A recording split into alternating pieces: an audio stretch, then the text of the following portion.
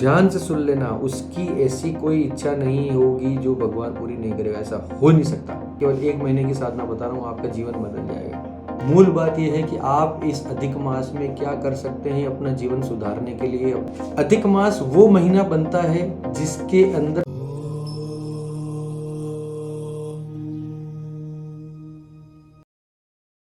अमोघ शक्ति देखने वाले सभी दर्शकों को पंडित अखिलेश वैद्य का प्रणाम नमन। मित्रों, अधिक मास आने वाला है जिसे पुरुषोत्तम मास या मल मास या खर मास भी कहते हैं। इसके अंदर आपको क्या करना चाहिए, इस पर इस वीडियो की चर्चा रहेगी। कई सारे प्रश्न मेरे पास आए कि इसमें हम क्या तपस्या कर सकते हैं, क्या साधना कर सकते हैं, इसके अंदर क्या किया जाना चाहिए। सबसे पहले तो ये समझिए कि पुरुषोत्तम मास, मल मास, खर मास या अधिक मास क्यों आता है हमारे हिंदू संस्कृति के अंदर। देखो, 2 तरह के वर्ष चलते हैं हमारी गणना के अंदर, सौर वर्ष और चंद्र वर्ष। सौर वर्ष यानी पृथ्वी को सूर्य की परिक्रमा करने के अंदर 365 दिन, 5 महीने, 48 घंटे और 46 सेकंड लगते हैं। तो इस प्रकार से 365 दिन का हम एक सौर वर्ष हम मान के चलते हैं, ठीक है। इसी प्रकार से चंद्र वर्ष, चंद्रमा जो हिंदी तिथियां जो होती हैं प्रतिपदा से अमावस्या या पूर्णिमा तक, उसके अनुसार चंद्रमा जो है अपनी हर 2.25 दिन के अंदर लगभग अपनी राशि बदल लेता है। तो इसके अनुसार हिंदी महीने अगर गिने जाएं तो चंद्रमा को 354 दिन लग जाते हैं, यानी चंद्र वर्ष बना है 354 दिन का, सौर वर्ष बना 365 दिन से कुछ ऊपर, ठीक है। तो इस प्रकार से इन दोनों के बीच में अंतर होता है 11 दिन का। अब वो 11 दिन को अगर अपन ऐसे छोड़ देंगे गणना के अंदर, कैलकुलेशन के अंदर उनको मैनेज नहीं करेंगे, तो वो 11 दिन बढ़ते बढ़ते बढ़ते बढ़ते पूरा सिस्टम ही चेंज हो जाएगा। जैसे नवरात्रि जो अभी सर्दियों में आती है वो गर्मियों में आने लग जाएगी। दीपावली जो सर्दियों में अक्टूबर नवंबर में लगभग हम मनाते हैं वो गर्मियों में आने लग जाएगी। होली का त्यौहार बदल जाएगा। इस प्रकार से ये 11 दिन आगे बढ़ते बढ़ते बढ़ते बढ़ते वो फैलाव लेता हुआ बहुत सारा उसके अंदर लूप आ जाएगा, बहुत सारे उसके अंदर चेंजेस हो जाएंगे। इस गणना को बैलेंस्ड रखने के लिए सनातन सभ्यता के अंदर, संस्कृति के अंदर 1 महीना पूरा एक्स्ट्रा जोड़ दिया गया हर 2.5 साल या 3 साल के बाद। 3 साल बोला जाता है, 2.8 या 2.8 साल के अंदर ये आ जाता है। 2 साल 5 महीने 8 महीने के अंदर ये आ जाता है। उस 11 दिन करते करते वो 1 महीना जब बन जाता है 30 दिन 32 दिन का, तो उसको एक अतिरिक्त महीना करके जोड़ दिया जाता है। दिन तो वही बन रहे हैं 365 के 365 जो हम गिन रहे हैं, तो वो एक अतिरिक्त महीना 2 या 3 साल के अंदर पूरा बन जाता है, 3 साल के लगभग। उस महीने को इस प्रकार से माना जाता है। और एक और ख़ास बात यह है कि अधिक मास उसको भी माना जाता है। अब आप सोचेंगे कि जी अधिक मास कौन सा आएगा, अभी जैसे ज्येष्ठ महीना है, अगला महीना जेठ का महीना जो है वो अधिक मास के रूप में 2018 में भी जेठ का महीना था, इसको डबल कर दिया गया, यानी 2 ज्येष्ठ हैं, ठीक है। एक अधिक मास वाला ज्येष्ठ है, एक सिंपल जो ज्येष्ठ महीना आता है, चैत्र वैशाख ज्येष्ठ आषाढ़ वाला, ठीक है। तो अब आप कहेंगे जी ये कैसे तय होता है कि ज्येष्ठ महीना ही आएगा।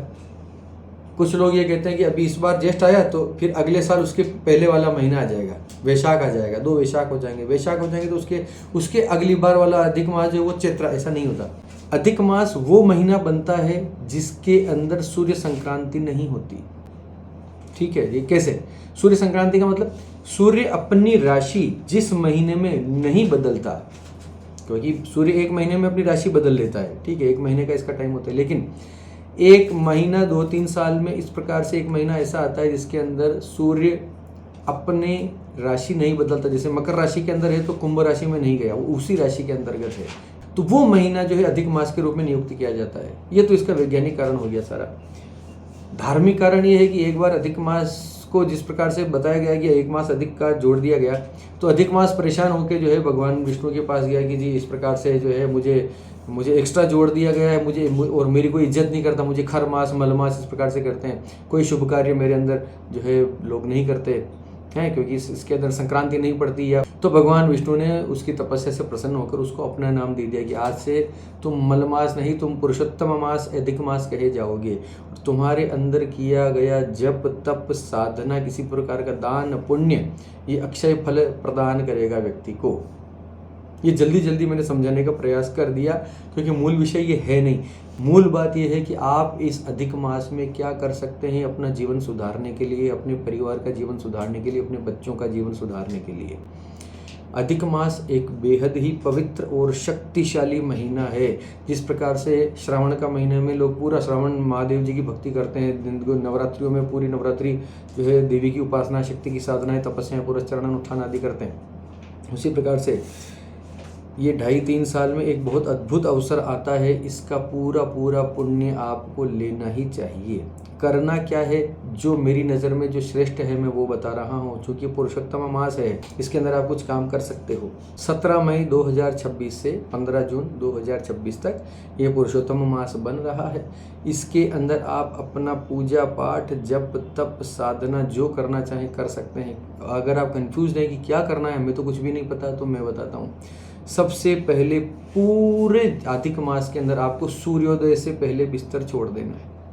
एक अद्भुत उपाय बता रहा हूँ, इसका फ़ायदा इतना है, इतने इसके लाभ हैं कि आप चकित रह जाओगे, आप दंग रहे। केवल 1 महीने की साधना बता रहा हूँ, आपका जीवन बदल जाएगा। सूर्योदय से पहले आप रात को सबसे देखो, सूर्योदय से पहले कब उठोगे, जब रात को जल्दी सोओगे, मोबाइल को एक तरफ रखोगे, है ना। तो रात को जल्दी सो जाना है, 9-9:30 बजे। पूरा 1 महीना जम के, जो कर सकता है, जो शादीशुदा है, जो जम के 1 महीना ब्रह्मचर्य का पालन करे।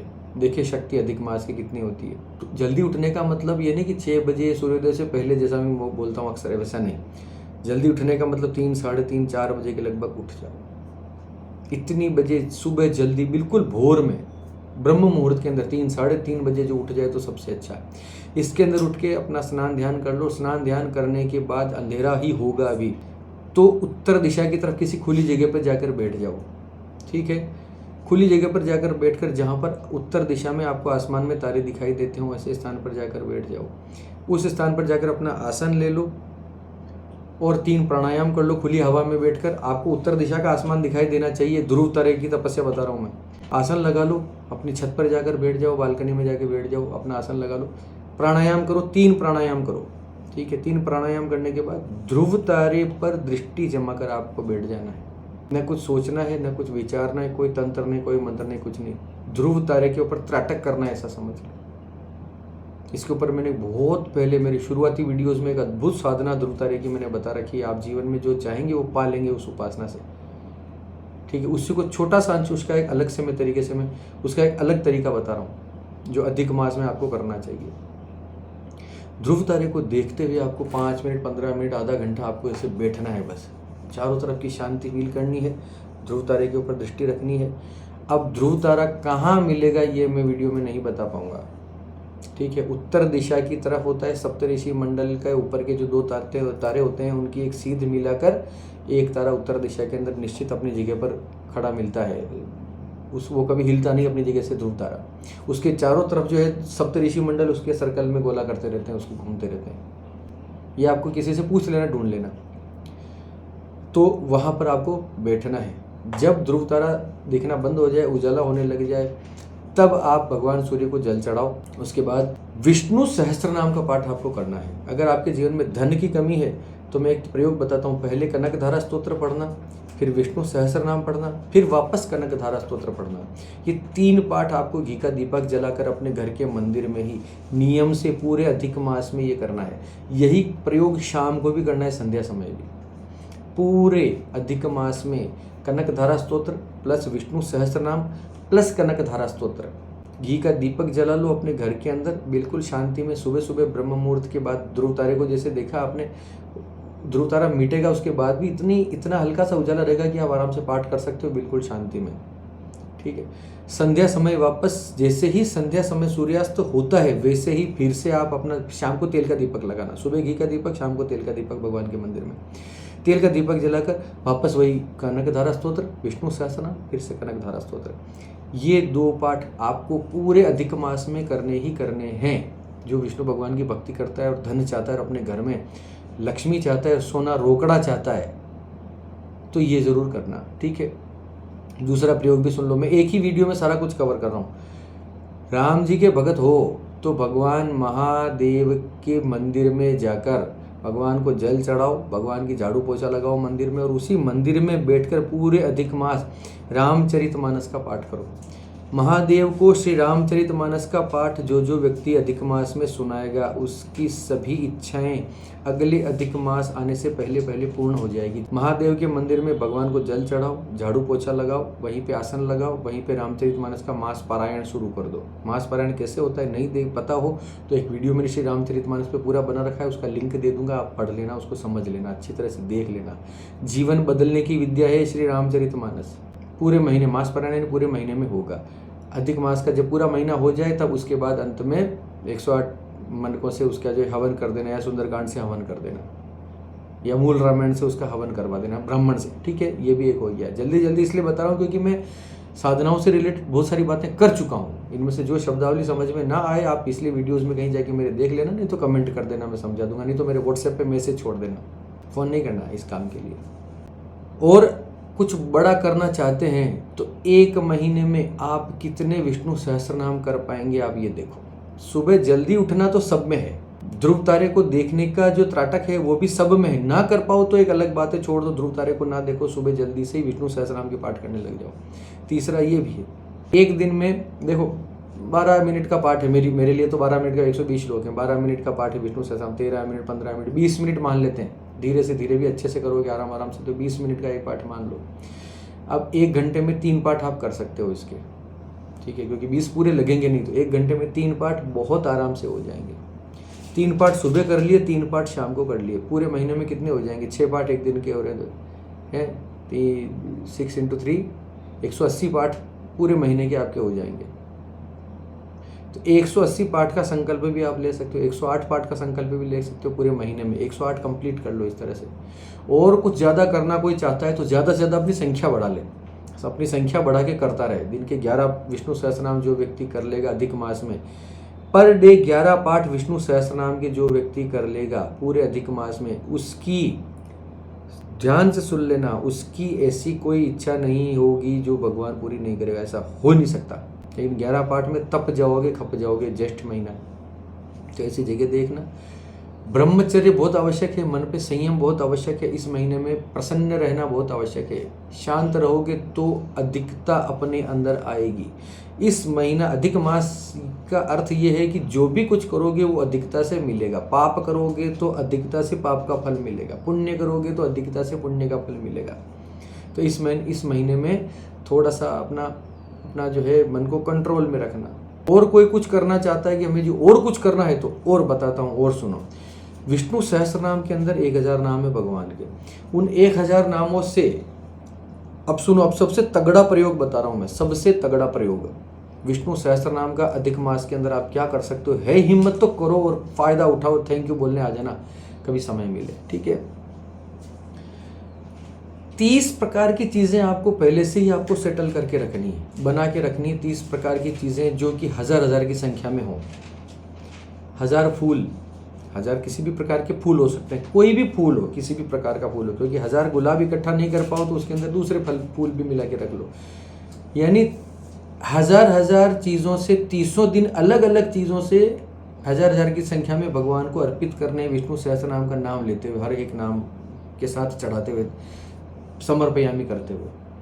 विश्वम विष्णु वषट्कारो भूत भव्य भवत प्रभु, इस प्रकार से ये पाठ चलता है। विश्वम ओम विश्वाय नमः पुष्पम समर्पयामी, ओम विष्णवे नमः पुष्पम समर्पयामी। इस प्रकार से 1000 नाम लेते हुए पुष्प चढ़ाओ। 1000 पुष्प चढ़ा दिए। डेली पूजा करनी है भगवान की उन 1000 नामों से। मूल मतलब ये है, आज फूलों से कर ली तो कल अब फूल नहीं करेंगे महीना भर, ठीक है। अक्षत को पीले कलर में, हल्दी में अक्षत रंग के एक अक्षत से भी पूजा। भगवान, लोग कहते हैं कि अक्षत से पूजा नहीं होती विष्णु भगवान की। पीले कलर में अगर हल्दी में रंग लोगे तो हो सकती है, ठीक। किसी दिन केवल हल्दी से कर ली, ओम विष्णवे नमः हरिद्राम समर्पयामी, इस प्रकार से। किसी दिन सुपारी आ गई, किसी दिन पान आ गया, किसी दिन 1000 फल आ गए, 1000 फल इकट्ठा कर लिए। बेर कर लो, अंगूर कर लो, कर सको तो जीवन बदलने की चीज़ें बता रहा हूँ, ठीक है। और ये इसमें 1000 को समर्पित करने में आपको 2 घंटे लगेंगे, 1.5-2 घंटा लगेगा, इससे ज़्यादा लगेगा नहीं, आराम से। अरे महाराज, क्या लिख के पर्ची पे लिख के वहाँ भगवान के रख देना कि ये कामना से कर रहा हूँ भगवान। सबसे पहले संकल्प तो करते ही, मैं हर वीडियो में बोलता हूँ, संकल्प, अर्पण और क्षमा तो हर साधना में जरूरी है। 30 प्रकार की चीज़ें सोच लो, क्या क्या हो सकती हैं जो भगवान को चढ़ाई जा सकती हैं। आप कुछ भी चढ़ा सकते हो, एनीथिंग सात्विक है। उसमें ये पूछना नहीं कि आप 108 1000 दीपक भी चढ़ा सकते हो, 1000 दीपक लगा सकते हो, चावल के दाने चढ़ा सकते हो, गेहूं के दाने, मकई के दाने, अनाज चढ़ा सकते हो, कुमकुम चढ़ा सकते हो, कुमकुम के 1000 टीके लगा सकते हो भगवान को। जिस तरह से लाड़ लड़ाना हो लड़ा लो। 1000 आप मिश्री के दाने चढ़ा सकते हो, 1000 कभी समय मिले 1000 काजू चढ़ा दिए, बादाम चढ़ा दिए। इस तरह से भेंट 1000 30 दिन तक चीज़ें चाहिए, 30 प्रकार की, हजार की संख्या में। इस प्रकार से उनका एक एक नाम लेते हुए चतुर्थी विभक्ति लगाकर भगवान का पूजन आप अधिक मास में कर सकते हो। ये सबसे ऊंची चीज़ बता रहा हूँ। उसके बाद और ऊंचा करना है तो उसके बाद एक पाठ विष्णु सहस्त्रनाम का फिर प्योरली सुना दो भगवान को। अरे मांगो, क्या मांगते हो, ये कर लो। तो ये अधिक मास पर एक छोटा सा वीडियो, छोटा सा था कि बड़ा हो गया मुझे नहीं पता, पर आपके बहुत काम का है। देखो इसमें मैंने बहुत सारी टेक्निकलिटीज़ के अंदर मैं नहीं गया हूँ, क्योंकि बहुत सारे पिछले वीडियोस में मैं ये सारी बातें मैं कर चुका हूँ कि कैसे कैसे करना है, शुरुआत कैसे करनी है। सबसे पहले गणपति, गुरु, पितर, कुल देवी, कुल देवता को प्रणाम कर लो, उनका नाम लेकर, संकल्प लेकर कोई भी अनुष्ठान शुरू किया जाता है। बिना संकल्प के अनुष्ठान पूर्ण नहीं होते, ठीक है ना। तो इसका भी आप थोड़ा सा ख्याल रखना। जल्दी जल्दी इसलिए बना रहा हूँ क्योंकि आगे और कई सारे टॉपिक्स हैं, कई सारे टॉपिक पे बात करनी है, और ये इस पर भी मैं कई सारी चीज़ें पहले बना चुका हूँ। तो इसलिए चलिए इसी के साथ आप सब के ज्योतिष संबंधी, मंत्र संबंधी, तंत्र संबंधी, पूजा पाठ संबंधी, राहु केतु शनि मंगल ज्योतिष विश्लेषण, कुंडली विश्लेषण, जीवन में किसी प्रकार की समस्या हो, कोई प्रश्न हो, तो यहाँ पर एक व्हाट्सएप नंबर मैंने अपना दे रखा है। उस पर आपको केवल व्हाट्सएप पर एक मैसेज भेजना है, फिर आपको ऑटोमेटेड एक मैसेज आएगा, उसके निर्देश करके आपको पालन करना है, बात कर सकते हैं। एक छोटा सा शुल्क हमने रखा है, लेकिन हमारा उद्देश्य सिर्फ इतना है कि सनातन धर्म को आगे बढ़ाया जाए और हर सनातनी अपने जीवन में प्रॉस्पेरिटी हासिल करे, मानसिक शांति हासिल करे, गृहस्थी के सुख हासिल करे, सब आनंद प्राप्त करे और शक्ति हासिल करे और ईश्वर से जुड़े। यही हमारी इच्छा है। तो चलिए इसी के साथ आप सबके मंगल की कामना करता हुआ मैं पंडित अखिलेश वदिच आपसे विदा लेता हूँ। धन्यवाद। सर्वे भवन्तु सुखिनः।